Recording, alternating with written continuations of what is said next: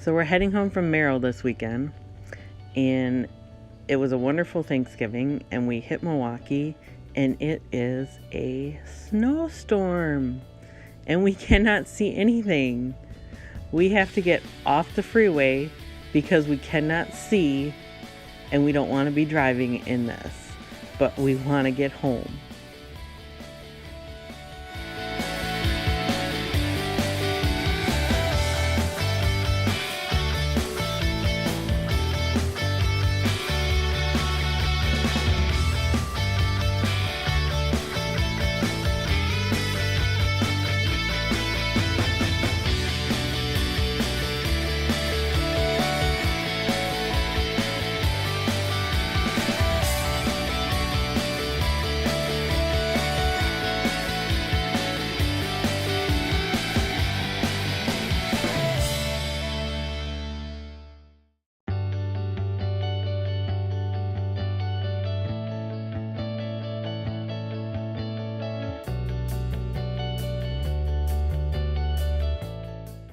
You know it's bad when you get into Racine and you see the Storm Chaser van from Channel 4.